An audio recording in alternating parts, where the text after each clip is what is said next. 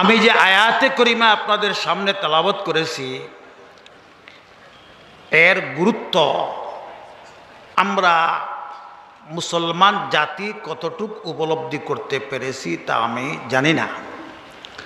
সহিহ বুখারী শরীফের মধ্যে আছে, হযরত উমরে ফারুক রাদিয়াল্লাহু তাআলা আনহুর নিকট ইহুদি বলল, আপনাদের ব্যাপারে একটা আয়াত নাজিল হয়েছে, আমাদের ব্যাপারে যদি এটা নাজিল হতো এই দিনকে আমরা ঈদে পরিণত করতাম।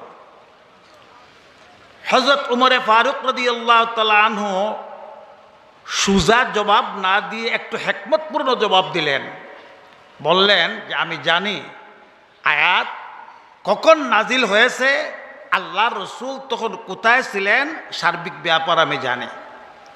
অর্থাৎ উনি বোঝাতে চাইলেন যে ঈদ বানানোর বিষয় নয়, ইচ্ছা করলেই ঈদ বানানো যায় না। আয়াত অতীব গুরুত্বপূর্ণ, এই জন্য আল্লাহ রাব্বুল আলামিন ডবল ঈদের দিনে এই আয়াতখানা নাজিল করেছেন। একটা হলো বার্ষিক ঈদ, আপনার আরাফাতের দিন ছিল, আর আরেকটা হলো সাপ্তাহিক ঈদ শুক্রবার। তো আরাফাতের দিন এবং শুক্রবারের দিনে এই আয়াতখানা নাজিল হয়েছে। আলোচনা কিন্তু অনেক লম্বা, যেহেতু সময় সংকীর্ণ এই জন্য আমি সব কথা বলতে পারবো না। শিরোনাম স্বরূপ একটা কথা আপনাদের খিদমতে বলতে চাই। দিন শব্দটি লেখতেও খুব সংক্ষিপ্ত, আরবি বা উর্দু ভাষায় লেখলে দালিয়া নুন, কিন্তু এর ব্যাপকতা একজন মানুষের জন্ম থেকে নিয়ে মৃত্যু পর্যন্ত তার জীবনের যা কিছু আছে সব কিছু এর মধ্যে আল্লাহ পাক রব্বুল আলামিন রেখে দিয়েছেন। আমাদের সর্বসাধারণের একটা মারাত্মক ভুল হলো, আমরা যদি কোনো একজন মানুষকে 5 ওয়াক্তের নামাজ পড়তে দেখি, তেলাওয়াত করতে দেখি, মাহে রমজানের রোজা রাখতে দেখি, তাহলে আমরা তার ভূয়সী প্রশংসা করি, আমরা বলি লোকটা বড় দিনদার। এটা এই জন্য যে দিন বলতে কি বোঝায় সেটা আমাদের জানা না থাকার কারণে দিনের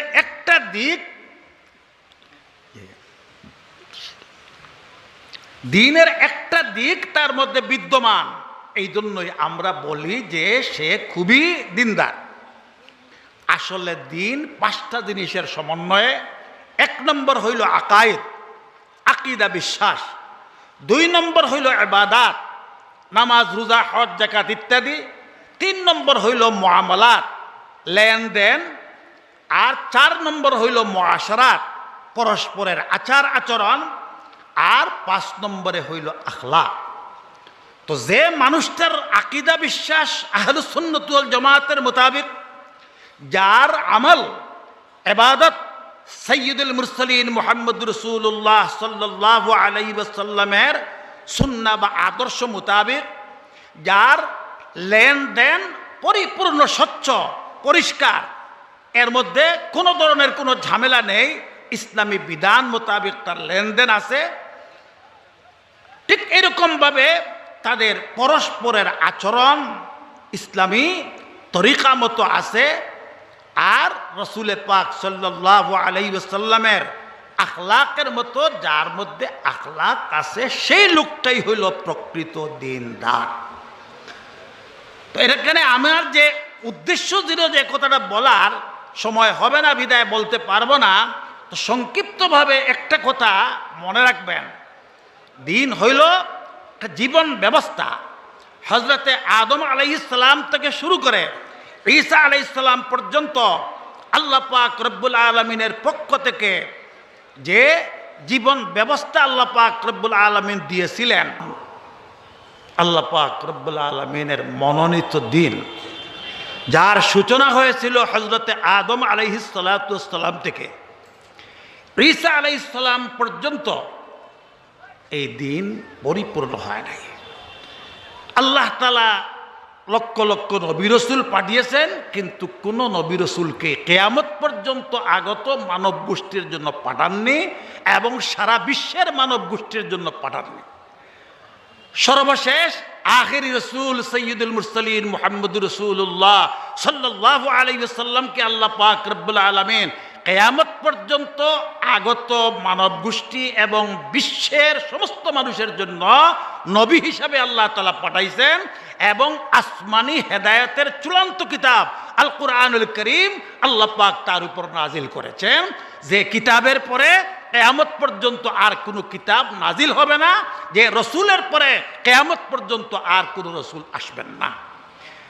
আমি এইখানে ফুজালায়ে আযম যারা আজকে এখান থেকে দস্তারে ফজিলত নিয়ে যাবেন তাদের উদ্দেশ্যে আমার একটা কথা, আলহামদুলিল্লাহ আল্লাহ পাক রব্বুল আলামিন আপনাদেরকে এই দিনের দ্বারক বাহক আল্লাহ তাআলা বানাইছেন। আর দিনের দ্বারক বাহক হওয়ার মানে হইল এই কথাটা যে সারা পৃথিবীর চ্যালেঞ্জ গ্রহণ করা, বাতিল এই দিনকে নষ্ট করার জন্যে, এই দিনের বাতিকে নিবানোর জন্য যত ধরনের প্ল্যান প্রোগ্রাম নেবে সব প্ল্যান প্রোগ্রামের মোকাবেলায় আপনাদের প্রস্তুত থাকতে হবে। আপনারা হইলেন হিজবুল্লাহ। আল্লাহ পাক রব্বুল আলামিনের নিজাম, প্রত্যেকটি দেশের একটা সামরিক বাহিনী থাকে, সেই সামরিক বাহিনীর দায়িত্ব হইল এই দেশের প্রতি ইঞ্চি মাটির হেফাজত করা। এই হেফাজত করতে গিয়ে প্রয়োজনে নিজের শরীরের শেষ রক্তবিন্দু দিয়ে দেওয়া। আল্লাহ পাক রব্বুল আলামিন আপনাদেরকে কোনো দেশের সৈনিক বানাননি, আল্লাহ পাক তার নিজের সৈনিক বানাইছেন। সুতরাং এই দ্বীনের হেফাজতের জন্য জীবনের শেষ রক্তবিন্দু দিয়া হইলেও আপনাদের চেষ্টা চালিয়ে যেতে হবে। সংক্ষিপ্ত আরেকটা কথা বলবো, আপনারা ভালোভাবে জানেন এই দেশটা ব্রিটিশের অন্তর্গত ছিল, এই দেশে ব্রিটিশ শাসন ছিল। সর্বপ্রথম ব্রিটিশের বিরুদ্ধে স্বাধীনতার আওয়াজ যারা উঠিয়েছিলেন তারা ছিলেন উলামায়ে কেরাম। এই দেশে হাজার হাজার মাদ্রাসা ছিল, ব্রিটিশ গভর্নমেন্ট মাদ্রাসাগুলো বন্ধ করেছে। অক্ষ সম্পত্তি দ্বারা মাদ্রাসা চলতো, সেই অক্ষ সম্পত্তি আপনার গ্রাস করে ফেলেছে। এই দেশের লক্ষ লক্ষ উলামায়ে কেরামকে ফাঁসির কাস্টে তারা ঝুলাইছে। কলিকাতার থেকে নিয়ে লাহোর পর্যন্ত যে মহাসড়ক, সেই মহাসড়কের দুই পাশের কোনো একটা গাছ এমন ছিল না যার মধ্যে দু চারজন আলেমের লাশ ঝুলন্ত নয়। এমন মর্মান্তিক ঘটনা, লোমহর্ষক ঘটনা যে শরীরের চামড়া ছিলে আপনার শুয়োরের চামড়া লাগাইছে, এরপরে জ্বলন্ত তেলের খড়াইয়ের মধ্যে লাশ ফেলছে, এই ধরনের নির্যাতন চালিয়েছে। কিন্তু মনে রাখবেন, এই সব নির্যাতনের পরেও যারা আল্লাহর বাহিনী, যারা হিজবুল্লাহ, তারা পিছপা হননি। হযরত শেখ মাহমুদুল হাসান দেওবন্দি রহমতুল্লাহি আলাইহি, হযরত শাইখুল ইসলাম কুতবে আলম মদনী রহমতুল্লাহি আলাইহি সারা জীবন এমন ত্যাগ করেছেন, এমন কুরবানি দিয়েছেন যে কুরবানি দেওয়াটা তো দূরের কথা, আমরা চিন্তাও করতে পারি না। আপনারা যারা দস্তারে ফজিলত দিয়ে যাচ্ছেন, আপনাদের প্রস্তুত থাকতে হবে, হিজবুল্লাহর অন্তর্ভুক্ত হয়ে গেছেন। সুতরাং দ্বীনের উপর যত ধরনের ফিতনা আসুক না কেন, এর মোকাবেলা আপনাদের করতে হবে। এই ব্রিটিশ গভর্নমেন্ট এই দেশে চিরদিন টিকে থাকার জন্য একটা পলিসি গ্রহণ করেছিল, ডিভাইড অ্যান্ড রুল, অর্থাৎ মুসলমানদের মধ্যে দলাদলি সৃষ্টি করো আর শাসন করো। এই দলাদলি সৃষ্টি করতে গিয়া পাঞ্জাবের গুরুদাসপুরের গোলাম আহমদ কাদিয়ানির মাধ্যমে সে নবুয়তি দাবি করাইছে, আর বেরেলির আহমদ রেজা খাঁর মাধ্যমে সে এই দেশের সত্যিকার দিনকে বিকৃত করে বিদআত প্রবর্তনের ব্যবস্থা করেছে।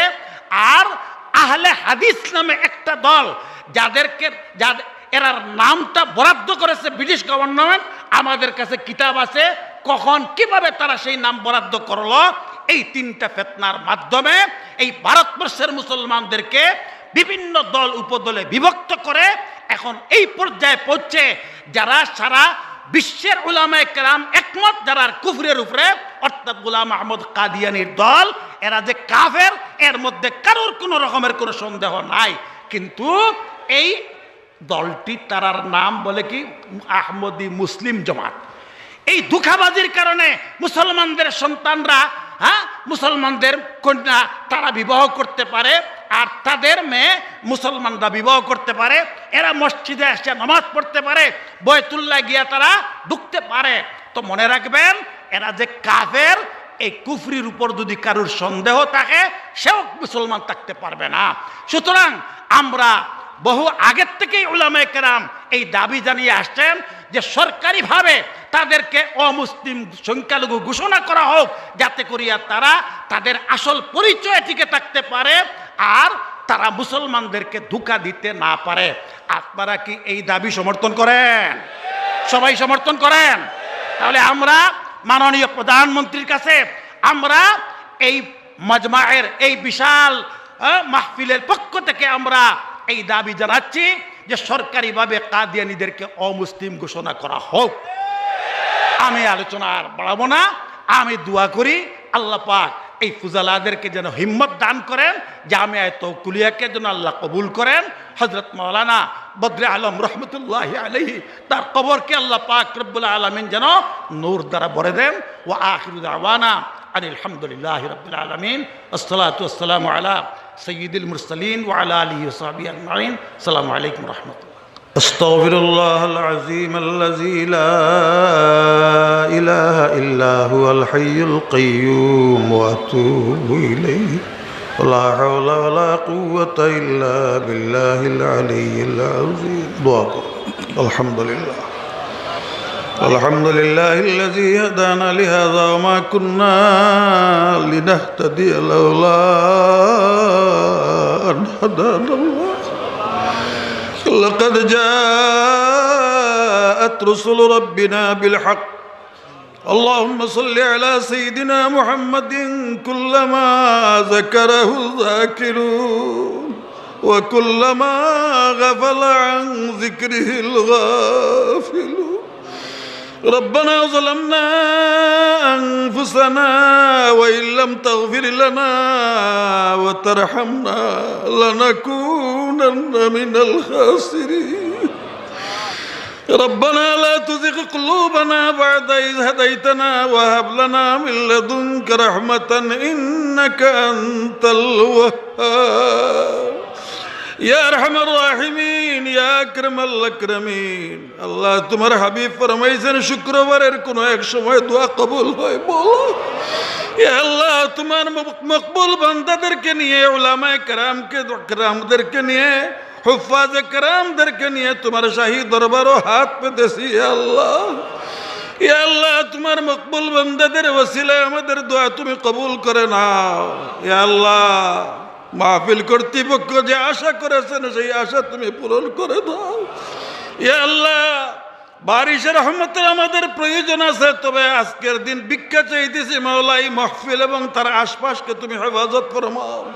ইয়া আল্লাহ তুমি হেফাজত ফরমাও। ইয়া আল্লাহ তুমি হেফাজত ফরমাও। তোমার বান্দারা বড় আশা নিয়ে এসেছেন। ইয়া আল্লাহ কাউকে খালি হাতে তুমি ফেরত দিও না।